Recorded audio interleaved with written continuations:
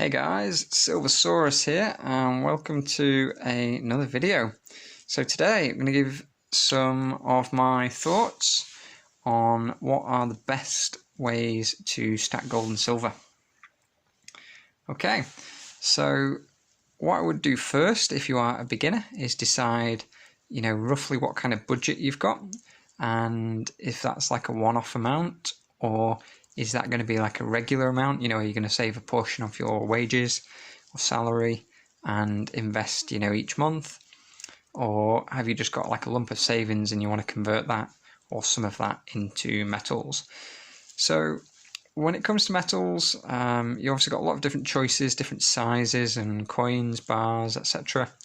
Like I say, first thing of all, I would think about is whether you're going to buy a bigger lump at the moment right now.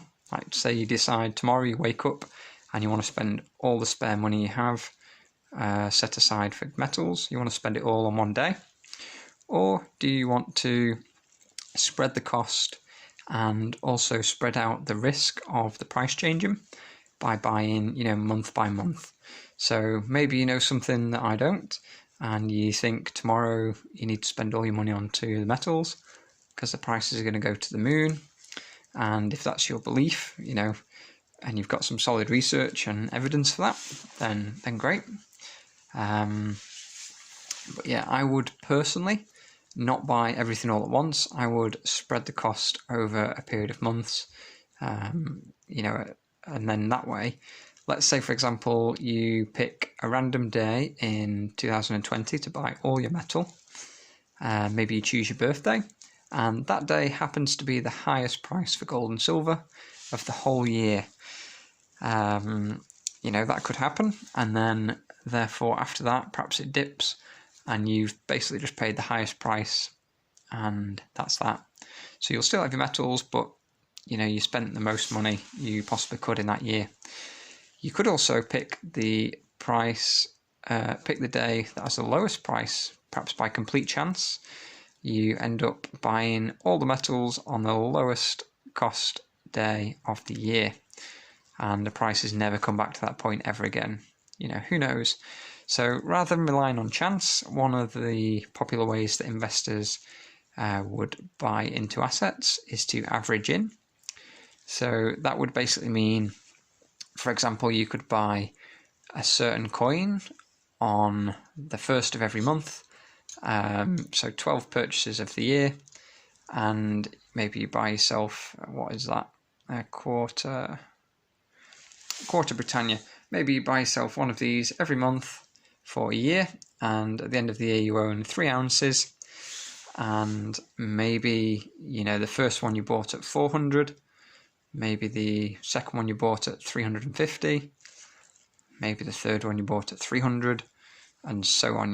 You could have bought them at totally different prices. But then your average cost for the year might work out at £400 or $400 or whatever your currency you're in per coin, okay? And that would therefore be times by 4, 1,600. So you'd have paid 1,600 an ounce on average for the year. Whereas if you went all in on the day where the price was 300, then you might have paid on average £1,200 per ounce. So you might be better off, but also the price might have gone to £500 for one of those coins, and you might have bought them all on that day, and you might be worse off. So by averaging in, you are spreading out the risk and giving yourself the opportunity to buy at the various prices, and protecting yourself from any big swings or spikes in the price. So that is averaging in.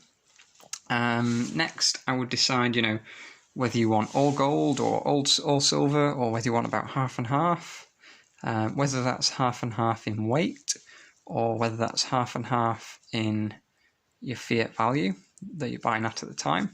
So if you want to buy equal amounts of silver compared to gold, like you buy 1 ounce of silver, you buy 1 ounce of gold, if that's what you want to do, then the value in terms of the fiat currency is going to be wildly different. You know, like an ounce of silver might be around £20, but an ounce of gold at the moment about 1400. So what's that? About 70 times more. The other thing you can do is look at the gold-silver ratio, and like you say, you could say, well, it costs 70 times more for 1 ounce of gold.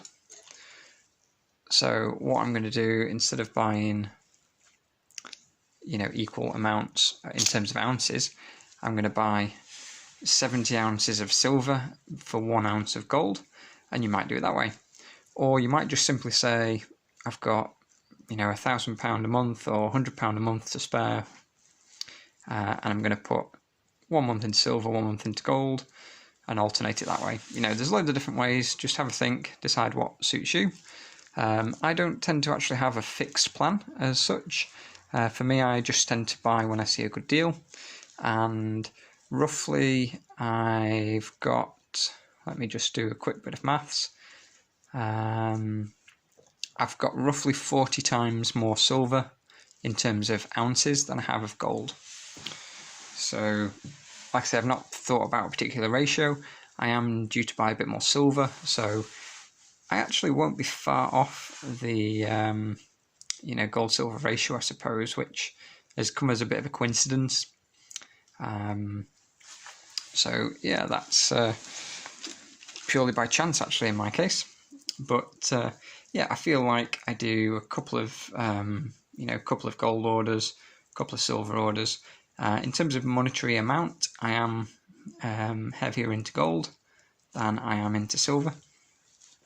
So I do plan to pick up a bit more silver next. That's what I'm sort of looking at the minute. I almost would have bought today, but then the price jumped. So I'm just going to hold off and just let the market settle a little bit, if that ever happens. So yeah, that's some thoughts there. Next, you know, you're going to look whether it comes to bars or coins. Advantage with bars, they tend to have lower premiums because they're a bit more simple to manufacture. So something like this would carry a bit more of a premium normally, just by the brand. But yeah, a bar generally, so a 10-gram bar like this one, generally is going to be a better buy than 10 1 grams, even though it's the same weight. A smaller denomination of the metal usually costs more to manufacture, and obviously same amount of gold but more work means more cost. So think about the size of the pieces you want to buy. If you're going to buy, you know, a kilo of gold, maybe you've, you know, fallen a bit of money or you're doing pretty well for yourself, then you know, pick up one of those. You're going to pay less per gram or per ounce than you would, you know, buying the same amount of smaller pieces. Coins, a lot of them in the UK, for example, they have a face value, these British minted ones like the Britannia. And this is a 1/4 ounce. So you see there it has a £25 face value. So as far as I'm aware, that makes this coin capital gains tax exempt, because technically it's a legal tender. And so when you come to sell it, the gain on the asset, so let's say you bought it for 100, you sell it for 110, you've made 10, you would pay tax on that 10 as a capital gains tax. We do have an allowance at the moment. There is talk of it reducing, and the laws might be different in your country, so obviously find an appropriate person to help you figure that out. But yeah, with it being legal tender, it is capital gains tax exempt, so that is handy. So the silver bars and the gold bars, they tend to attract capital gains tax, so bear that in mind. But also, if you look here, the spread out on the table, just in the table there's about 60 ounces of silver. If you put it into tubes, say these two tubes here, these are two 25 ounce tubes. So you've got 50 ounces here with these two of the Britannias.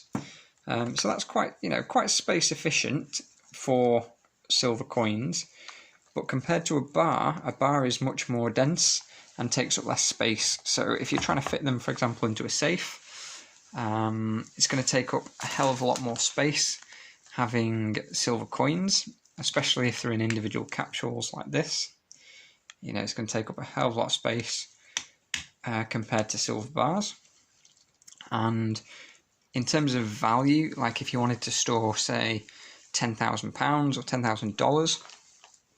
$10,000, you know, that gold, the gold pieces you can see, you know, we've got, like I say, almost 8 ounces there. As I make the video, you'd be looking around about 6 ounces for £10,000, wouldn't you? Something like that. Let me just show you an ounce of gold. So these are full sovereigns. So more or less there, that is 1 ounce of gold. Not quite, but more or less. So that is just in those 4 coins. You're looking around about £350 each. So about £1,400 there. Okay, so about £1,400. In terms of silver, to do the same, you're going to need 70 times more in terms of the weight at the moment. So if you've got like 3 of these big tubes, that is going to be the same value.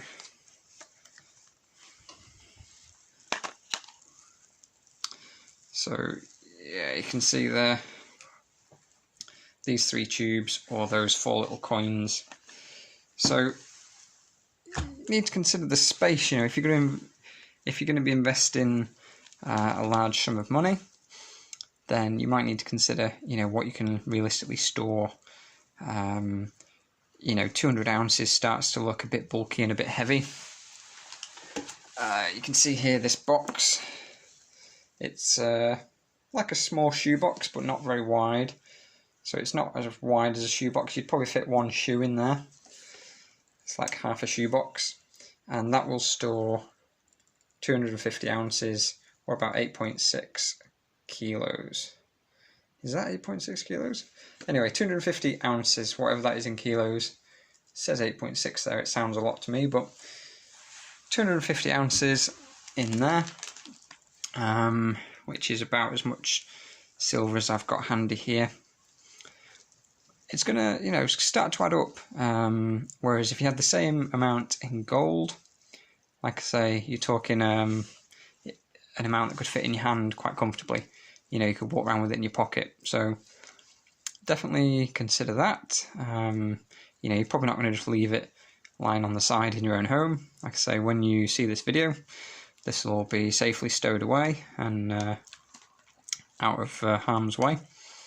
But yeah, you know, if you you've not got a lot of living space, that might be a consideration. You know, where you're actually going to put it all. And I could certainly see, you know, maybe sort of 10 years' time, if I keep stacking silver at the same rate, it's going to be a pretty, you know, pretty hefty size and a bit of a problem trying to store it somewhere in your own home. So definitely something to think about. And then, yeah, overall, there is a lot of different silver to buy. To me, I don't really see the point in paying large premiums for coins, unless they've got a dinosaur on them. Yeah, I did pay a little bit more for this coin, being the Silversaurus. But on the whole, you know, if I've got the bulk of my stack, it's just straightforward bullion silver. Like I say, focusing mainly on the Britannias being from the UK. But, you know, think about your local mint, whether it's American Silver Eagles or Kangaroos or whatever that might be, Maple Leafs, etc. And yeah, that would be, you know, my thoughts to start with. So if you have any comments or questions, definitely put them down below. Hopefully it gives you a bit of a start to doing your own research. Remember, I'm not a financial advisor, so just some guy on the internet. So take your own risk if you choose to listen to me. But definitely get some, you know, some advice and dig around on YouTube There's plenty of good resources out there. And yeah, above all, number one tip would be just to get started. So rather than waiting for the perfect coin or the perfect time or the perfect price, just start. Start small, start with a manageable amount, and just get started. Whether it's buying 7 ounces of silver or 1 ounce of silver or 1 gram of gold, whatever it might be, just get yourself started and go from there. So have a great have a great day if you're just watching it at the start of the day, or a great evening, whatever that might be, and talk to you soon. Happy stacking, guys.